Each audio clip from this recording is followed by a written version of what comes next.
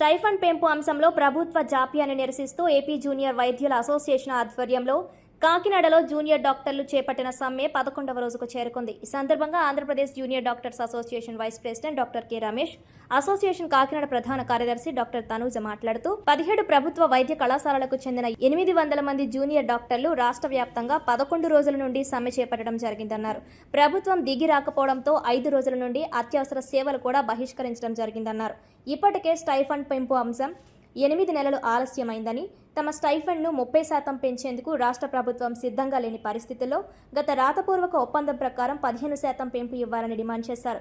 ఈ కార్యక్రమంలో జూనియర్ డాక్టర్ల అసోసియేషన్ ఆర్ఎంసీ ఉపాధ్యక్షుడు doctor TN Ashwin Kumar, pharmacy JUDA doctor Rajesh Das, RMC JUDA ఉపాధ్యక్షురాలు doctor Sindhuja, doctor Mary Grace, పీజీలు అధిక సంఖ్యలో జూనియర్ డాక్టర్లు పాల్గొన్నారు.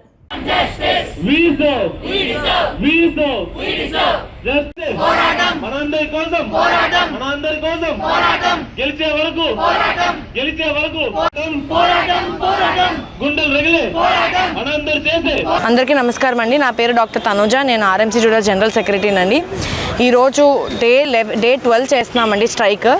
ఈరోజు ఏపీ జూడా వాళ్ళు ప్రెస్ మీట్ అనేది రిలీజ్ చేస్తున్నారు సిద్ధార్థ మెడికల్ కాలేజ్లో. ఇంతవరకు డాక్టర్స్ అనేవాళ్ళు స్ట్రైక్ డ్యూటీలు మానేసి వాళ్ళ చదువులు మానేసి ఇలా స్ట్రైక్లో కూర్చుంటున్నాము. మేము మా చదువులు మానేసి స్ట్రైక్లో కూర్చుంటున్నామంటే కారణం గవర్నమెంట్ మమ్మల్ని ఇంకా మా బాధల్ని గుర్తించలేదండి.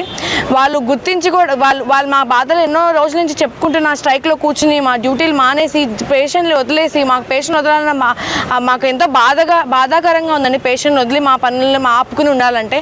బట్ అయినా ఇలా కంటిన్యూ చేస్తున్నాము అంటే మా బాధలు ఇంకా గవర్నమెంట్ గుర్తించలేదండి. వాళ్ళేమో ఇంత చూసాక కూడా ఇంకా 3% అనే చెప్తున్నారండి. 3% అనేది మాకు ఏమాత్రం సరిపోదండి.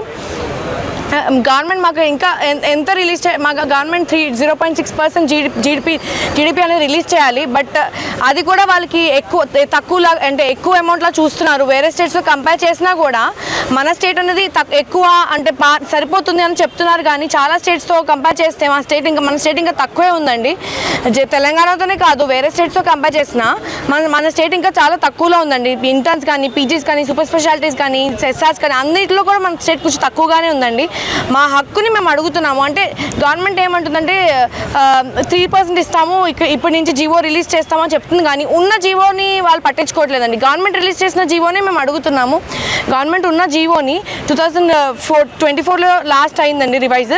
మళ్ళీ 26లో అవ్వాలి. 8 months నుంచి మేము రిప్రజెంటేషన్స్ ఇస్తున్నా కూడా ఈ ఇయర్ 15% అవ్వాల్సింది గవర్నమెంట్ జీవో ప్రకారం.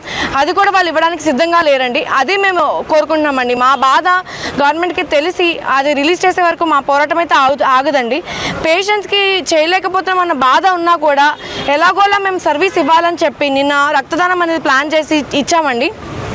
నిన్న 50 డాక్టర్స్ వరకు రక్తదానం అనేది బ్లడ్ డొనేషన్ అనేది చేశారండి. ఎలాగో వీళ్ళకి డైరెక్ట్గా అయినా ఇండైరెక్ట్గా అయినా పేషెంట్స్కి సర్వ్ చేయాలనేది డాక్టర్ యొక్క మెయిన్ మోటో. డాక్టర్ అవ్వాలి అనుకున్నది సర్వీస్ చేయాలని చెప్పి. ఆ సర్వీస్ కొనసాగించాలి అంటే గవర్నమెంట్ కూడా మా బాధల్ని, మాకున్న కష్టాలని వాళ్ళు మాకు రెస్పాన్సిబిలిటీ తీసుకుని మా డాక్టర్ కష్టాన్ని చూసి వాళ్ళు రెస్పాన్స్ ఇచ్చే వరకు మా పోరాటం అయితే ఆగదండి.